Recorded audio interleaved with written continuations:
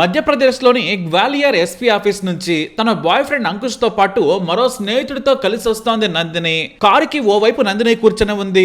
మధ్యలో ఆమె boy friend, మరోవైపు వారి స్నేహితుడు ఉన్నారు. వారిని కారులో ఫాలో అవుతున్నాడు నందిని మాజీ భర్త అరవింద్ పరిహార్. సరిగ్గా రూప్ సింగ్ క్రికెట్ స్టేడియం దగ్గరకు వచ్చేసరికి వారి కారుకి అడ్డం తిరిగాడు అరవింద్. వెంటనే తుపాకీ బయటకు తీశాడు. అంతే, నందిని బాయ్ ఫ్రెండ్ అంకుష్ మరో వ్యక్తి వణికిపోయారు. అక్కడి నుంచి ఫాస్ట్ గా పారిపోయారు. నందిని కూడా పారిపోయే ప్రయత్నం చేసింది, కానీ ఆమెను వెంటాడాడు అరవింద్. ఓ చోటికి రాగానే కింద పడిపోయింది. ఆ తర్వాత ఆమె మీదకు వరుసగా 4 సార్లు కేకలేస్తూ దగ్గర నుంచి కాల్పులు జరిపాడు. చుట్టూ ఉన్న స్థానికులు పారిపోయారు. కొద్దిసేపు ఆమె పక్కనే కూర్చున్నాడు అరవింద్. ఆమెను కాపాడడానికి ఎవరైనా సరే దగ్గరకొస్తే చంపుతానని తుపాకీ చూపించాడు. చాలాసేపు ఆ పక్కనే కూర్చొని తన మాజీ భార్య చావు బ్రతుకుల్లో ఉన్నా కూడా ఆ నందినిని తిడుతూ అరుస్తూ ఉన్నాడు. చాలా మంది వీడియోలు తీస్తూ ఉన్నారు. ఇంతలో పోలీసులకు సమాచారం వెళ్లడంతో అక్కడికి చేరుకున్నారు. తుపాకీ వదిలేసి లొంగిపోవాలని పోలీసులు అరవింద్ను కోరారు. ఆమెను కాపాడాలి, తొందరగా తుపాకీ కింద పడేయమని కోరినా కూడా వినలేదు. పోలీసులు వాదించడం మొదలు పెట్టారు. మరోవైపు నందిని ఏమో కొన ఊపిరితో కొట్టుమిట్టాడుతోంది. చివరకు పోలీసులు టియర్ గ్యాస్ ను అతని మీదకు ప్రయోగించారు. ఆ సమయంలోనే తనను తాను కాల్చుకొని చనిపోవాలనుకున్నాడు. కానీ పోలీసులు బలవంతంగా అతన్ని కింద పడేసి తుపాకీ లాక్కున్నారు. ఆ తర్వాత నందినిని వెంటనే జేహెచ్ ఆసుపత్రికి తరలించారు. అరవింద్ని పోలీస్ స్టేషన్ కి తరలించారు. పోలీసులు అరవింద్ను ప్రశ్నించారు. నందినిని ఎందుకు చంపావని అడిగారు. ఆ ప్రశ్నకు నవ్వాడు అరవింద్. ఎందుకు నవ్వుతున్నావని అడగ్గా, మీరే నా కోరికను నాశనం చేశారు. నందిని నా కళ్ళ ముందు చనిపోతే బాగుండు, కానీ నేను దాన్ని చావును చూడలేకపోయానని చెప్పాడు అరవింద్. ఇంతలో చికిత్స పొందుతూ 2 గంటల తర్వాత చనిపోయిందని పోలీసులకు సమాచారం అందింది. ఈ విషయాన్ని అరవింద్కు చెప్పగా, థ్యాంక్ యూ సార్ అంటూ నవ్వేశాడు. ఎందుకు నీకు ఒక వ్యక్తి మీద ఎంత కోపం, ఇది తప్పు కదా అని పోలీసులు అడిగినా కూడా అరవింద్ పెద్దగా బాధపడలేదు.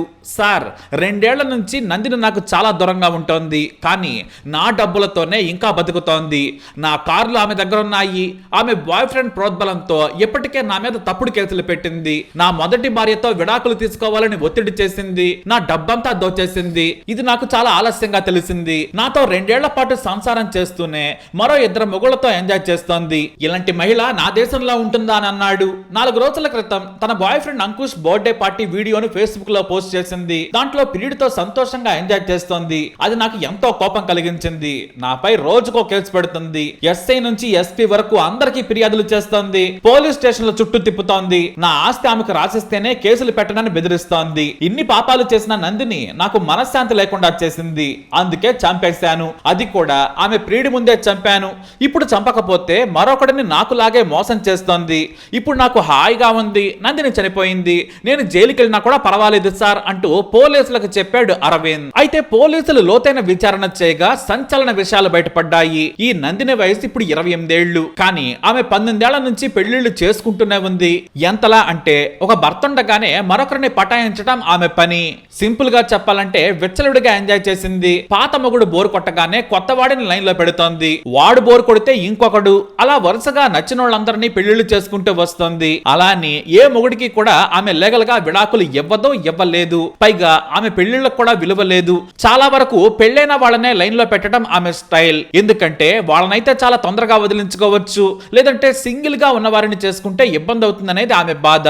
అయినా కూడా 2 పెళ్లి కాని యువకులను కూడా పెళ్లి చేసుకుని వదిలేసింది. అయితే ఫేస్బుక్ లో చాలా యాక్టివ్ గా ఉంటుంది నందిని. ఆమె ఎక్కువగా ఫేస్బుక్ నుంచే మగాళ్ళన పడుతుంది. వారి ప్రొఫైల్స్ ను పరిశీలించి ఎరయేస్తుంది. ఇలానే పిచోరి పట్టణం దగ్గరలోని పుత్తి గ్రామానికి చెందిన అరవింద్ను కూడా పడేసింది. ఇద్దరు ఫేస్బుక్ చాట్ లో తెగ మాట్లాడుకున్నారు. ఆ తర్వాత నువ్వంటే నాకు ఇష్టమని ఆమెకు చెప్పాడు. అంతేకాదు తనకు పెళ్లైందని కూడా ముందే చెప్పాడు. అయినా కూడా ఇద్దరు మనసు పారేసుకున్నారు.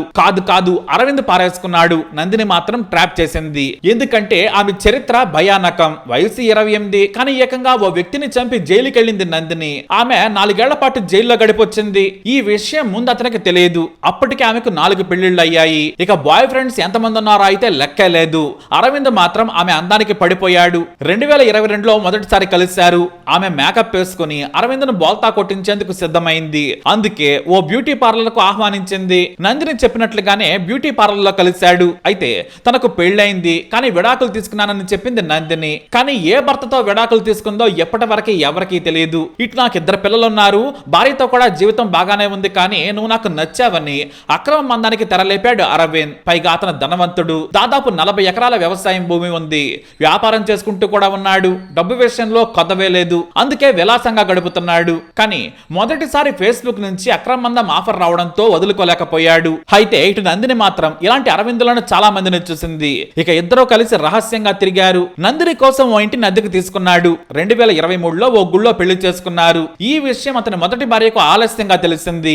అయితే అప్పటి నుంచే నందిని డబ్బులు లాగటం మొదలు పెట్టింది. అరవింద్ దగ్గర నుంచి మాక్సిమం మనీ పిండేందుకు ప్రయత్నించింది. చాలా వరకు డబ్బును బాగానే లాగింది. అయినా నందిని మోజులో పడి ఆమెతో గడవడం మొదలు పెట్టాడు అరవింద్. ఇలా 2 ఏళ్లు మెయింటైన్ చేశాడు. కానీ నందిని అసలు డ్రామా అప్పుడే మొదలు పెట్టింది. నీ భార్యకు విడాకులు ఇవ్వమని అతన్ని ఒత్తిడి చేయటం మొదలు పెట్టింది. నీ ఆస్తి నా పేరు మీద రాయాలని అరవింద్ను బెదిరించడం మొదలు పెట్టింది. నాకు భార్యా పిల్లలు ఉన్నారు, నేను నా పిల్లలకు తప్ప ఎవరికీ ఆస్తి రాసివ్వనని తెగేసి చెప్పాడు అరవింద్. దీంతో ఇద్దరి మధ్య గొడవలు జరుగుతూ వచ్చాయి. ఇంతలో మరో యువకుడితో ప్రేమ మొదలు పెట్టింది నందిని. అతని పేరు అంకుష్. అంతేకాదు మరో యువకుడు ఆమెతో స్నేహం మొదలు పెట్టాడు. రహస్యంగా ఆ ఇద్దరు యువకులతో ఒకే ఇంట్లో ఉంటోంది. ఈ విషయం అరవింద్కు తెలిసింది. ఆమెను తీవ్రంగా కొట్టాడు. అది మనసులో పెట్టుకుని నన్ను కారుతో హత్య చేయబోయాడని పోలీసులకు ఫిర్యాదు చేసింది నందిని. దీంతో అరవింద్ మీద హత్యాయత్నం కేసు నమోదైంది. జైలుకు కూడా వెళ్ళాడు. ఆ తర్వాత ఆ కేసును విరమించుకుంది. కానీ మరోసారి కూడా తనను హింసిస్తున్నాడు, అతని స్నేహితురాలు పూజతో కలిసి బెదిరిస్తున్నాడు, చంపేస్తానంటున్నాడని పోలీసులకు ఫిర్యాదు చేసింది. కానీ ఇవన్నీ కూడా తప్పుడు కేసులని వాదించాడు. ఇంతలో నందిని అతని ఇంటి నుంచి వెళ్లిపోయింది. కొత్త ప్రియుడు అంకుష్ తో కలిసి ఉంటోంది. ఆ ఇంట్లోనే మరో వ్యక్తి కూడా ఉంటున్నాడు. ఇద్దరితో కలిసి ఉంటుందనేది అరవింద్ ఆరోపణ. నాతో సంసారం చేస్తూనే మరో వ్యక్తితో అక్రమందం పెట్టుకుంది, నా డబ్బు మొత్తం గుంజేసింది, నా కారు కూడా వాడుకుంటుందని ఆరోపించాడు. సెప్టెంబర్ 9, 2025న మరోసారి పోలీసులకు ఫిర్యాదు చేసింది నందిని. తన మొహాన్ని ఏఐతో మార్చి వాటిని సోషల్ మీడియాలో అప్లోడ్ చేస్తున్నాడని పోలీసులకు ఫిర్యాదు చేస్తుంది. పోలీసులు పిలిపించి అరవింద్ అడిగారు. అసలు నాకు ఏఐ అంటే ఏంటో కూడా తెలియదన్నాడు అరవింద్. ఈ క్రమంలోనే తన బాయ్ ఫ్రెండ్ అంకుష్ వీడియోను ఫేస్బుక్ లో పోస్ట్ చేసింది. అతనితో సంతోషంగా గడిపింది, కేక్ తినిపిస్తూ ఎంజాయ్ చేస్తోంది. ఆ వీడియోను చూసిన అరవింద్ కు కోపం నశాలానికి పెరిగింది. తన ప్రియుడి అండ చూసుకుని బెదిరిస్తోందని రగిలిపోయాడు. అప్పటికే తన దగ్గర నాటు తుపాకీ ఉంది, ఆమెను ఎలాగైనా చంపేయాలనుకున్నాడు. సరిగ్గా ఎస్పీ ఆఫీస్ నుంచి వస్తూ ఉండగా ఆమెను ఫాలో అయ్యాడు. ఇద్దరితో చక్కగా కలిసి వెళుతూ ఉంది.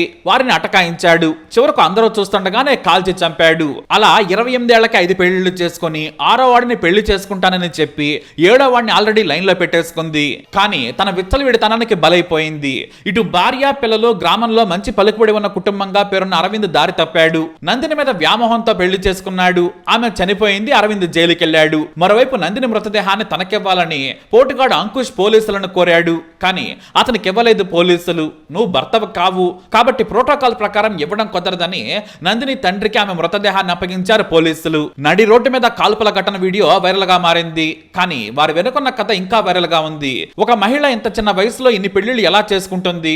అది కూడా ఒకరిని చంపి జైలుకెళ్ళొచ్చింది. ఆమె మీద హత్యాయత్నం సహా 4 కేసులు విచారణలో ఉన్నాయి. అయినా కూడా నందిని భయపడటం లేదు. చివరికి చనిపోయింది. మరి ఈ కేసుపై మీ అభిప్రాయం ఏంటి? తప్పకుండా కమెంట్ ద్వారా తెలియజేయండి. వీడియో అప్డేట్స్ కోసం మా ఛానల్ ఫాలో అవ్వండి. అలాగే తప్పకుండా సబ్స్క్రైబ్ చేసుకోండి.